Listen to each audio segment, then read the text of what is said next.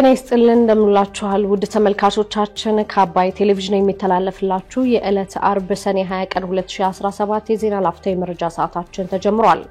ኤርትራ የኢትዮጵያ መንግስት ወደቦችን ለመቆጣጠር እየተንቀሳቀሰ ይገኛል ስትል ክስ ማቅረቧን በአዲስ አበባ ደሞዝ አልከፈለኝም በሚል ምክንያት አሰሪውን የገደለው ወንጀለኛ በ21 ዓመት ጽኑ እስራት መቀጣቱን እንዲሁም ከአንድ ወር በኋላ በባህር ዳር ትደርሳለች የተባለችውና ከጅቡቲ የተነሳችው ጀልባ ጉዞዋ የተጓተተው በተለያዩ ምክንያቶች እንደሆኑ መገለጹን ጨምሮ ሌሎች መረጃዎችን ይዘናል። ከዜናዎቹ ጋር ራቢያ ከድር አብራችሁ ቆይታ አደርጋለሁ።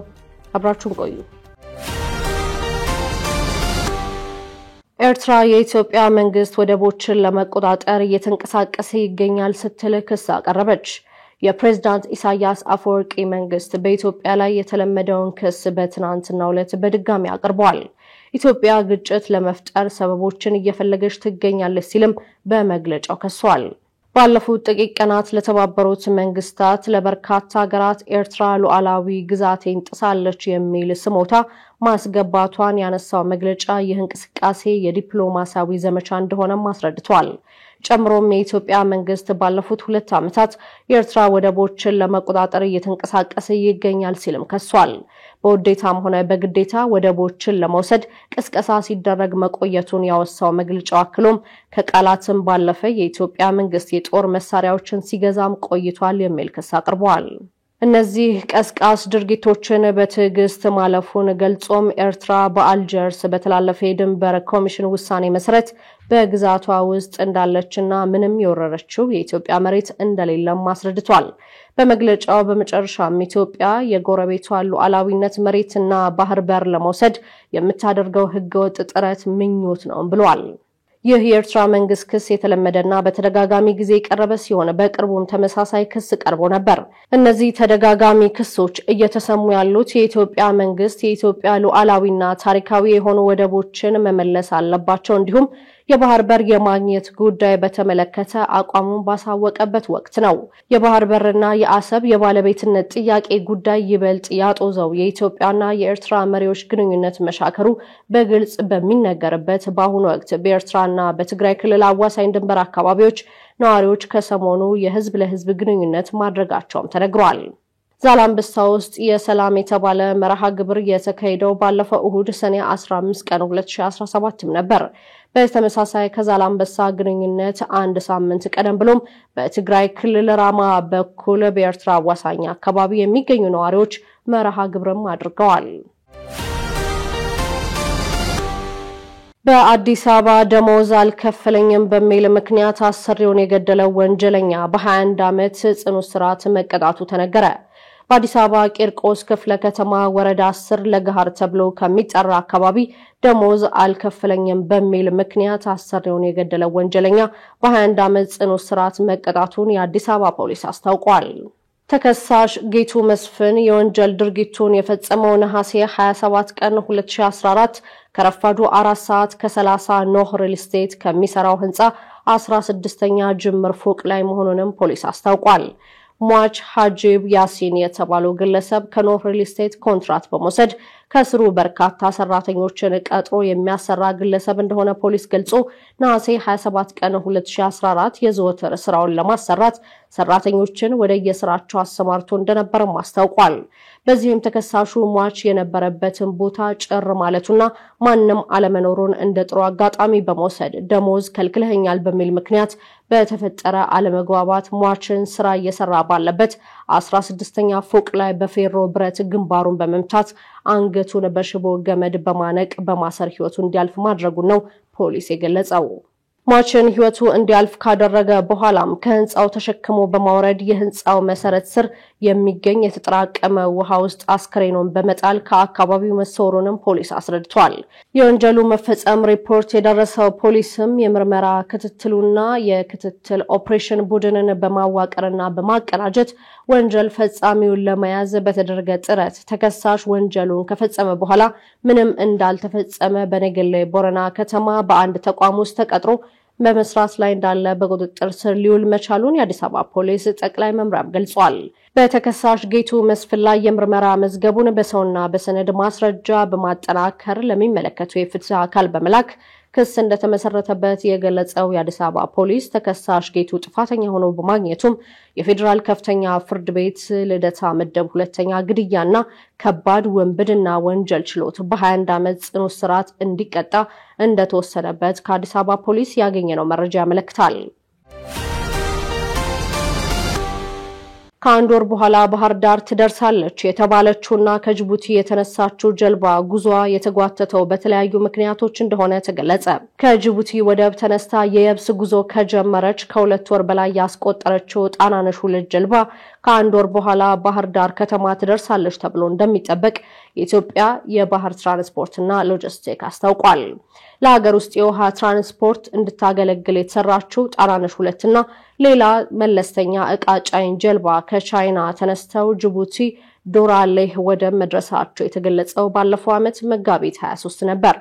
ከወራት በኋላ አዲስ አበባ ከተማ የደረሰችው ጣናነሽ 2 ከ500 በላይ ኪሎ ሜትሮችን አቆራርጣ ጣና ሐይቅ በሚገኝበት ባህር ዳር ከተማ ለመድረስ አንድ ወር ገደማ ይወስድባታልም ተብሎ ይጠበቃል።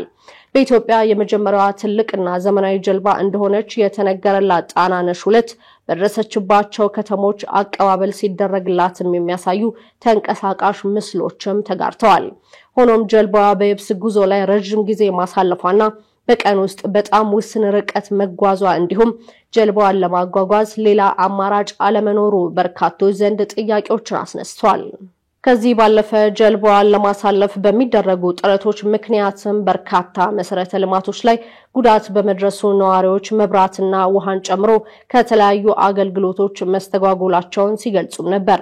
ይህንን በተመለከተ ምላሽ የሰጡት የኢትዮጵያ የባህር ትራንስፖርትና ሎጂስቲክስ ሚኒስቴር የኮሙኒኬሽን ዳይሬክተር የሆኑት አቶ ደምሰው በንቲ ጀልባዋ ግዙፍ ከመሆኗ ጋር በተያያዘ ጉዞዋ በጥንቃቄ ማድረግ ስለሚያስፈልግ እንዲሁም በየቦታው በድልድዮች ምክንያት በሚገጥማት እንቅፋት ተቀያሪ መንገዶችን ለማመቻቸት መንገድ ለመጥረግና የኤሌክትሪክ መስመሮችን ለማንሳት በሚደረግ ሂደት ምክንያት ጉዞዋ መጓተቱንም ገልጸዋል። የጀልባ መገጣጠሚያ ፋብሪካም ሆነ ብቁ ባለሙያዎች የሉም ያሉት አቶ ደምሰው የኤሌክትሪክ ስርዓቷና የውሃ መስመር አሰራሯ በጣም ውስብስብ ስለሆነ የብዙ አካላት ጥምረት የሚፈልግ በመሆኑ ሌሎች አማራጮችን መጠቀም አልተቻለም ማለታቸውንም ቢቢሲ ዘግቧል። ጣናነሽ 2 ጀልባ 150 ሜትሪክ ቶን ክብደትና 38 ሜትር ርዝመት ያላት ሲሆን 188 ሰዎችንም የመያዝ አቅም እንዳላት ተገልጿል። የኬንያ መንግስት ከሰሞኑ ተቃውሞ የመፈንቅለ መንግስት ሙከራ ነው አለ። የኬንያ የሀገር ውስጥ ጉዳይ ሚኒስትር ከትናንት በስቲያ በመላ ሀገሪቱ የተካሄደው ተቃውሞ ሰላማዊ መስሎ የታየ የሽብር ተግባርና የመንግስት ለውጥ ለማድረግ የተደረገ ህገ መንግስታዊ ሙከራ ነው ሲሉ ተናግረዋል።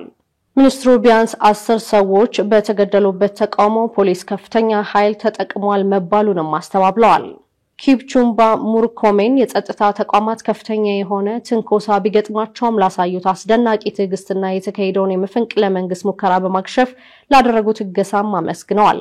ረቡዕ ዕለት በተካሄደው ተቃውሞ ከተገደሉ 10 ሰዎች በተጨማሪ 300 የፖሊስ አባላትን ጨምሮ ከ400 በላይ ሰዎች ጉዳት እንደደረሰባቸው ሚኒስትሩ ገልጸዋል። በሰላማዊ ተቃውሞ ስም የተካሄዱ ጥቃቶች፣ ዘረፋዎች፣ ወሲባዊ ጥቃቶች እንዲሁም ውድመቶች የተፈጸመበትን ጭካኔ የተሞላበት ወንጀል እናወግዛለን ብለዋል ሚኒስትሩ።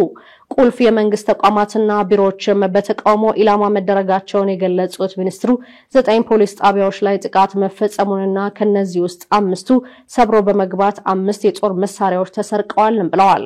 ከዚህም በተጨማሪ ንብረታቸው የፖሊስና የመንግስትና የሰላማዊ ሰዎች የሆኑ በርካታ ተሽከርካሪዎች መውደማቸውንም ሚኒስትሩ ገልጸዋል። ሙርኮሜ አክለውም በተቃውሞ በትክክል የደረሰው ጉዳትና የጥቃቱ ሁኔታ ለማወቅ ምርመራ እየተካሄደ ነው ብለዋል። ዓለም አቀፉ የሰብአዊ መብት ተሟጋች ድርጅት አምነስቲ ኢንተርናሽናል በተቃውሞ የተገደሉ ሰዎች ቁጥር 16 መሆናቸውን የገለጸ ሲሆን ሁሉም የተገደሉ በጥይት ተመተው ነው ሲል የኬንያ መንግስት ወቅሷል። ትራምፕ የጠቅላይ ሚኒስትር ኔታንያሁ የሙስና ክስ ተቋርጦ ምህረት እንዲደረግላቸው ጠየቁ። የአሜሪካ ፕሬዝዳንት ዶናልድ ትራምፕ በሙስና የተከሰሱትን ጠቅላይ ሚኒስትር ቤንያሚን ኔታንያሁ ክሳቸው ውድቅ ተደርጎ ምህረት እንዲደረግላቸው ለእስራኤል ጥሪ አቅርበዋል።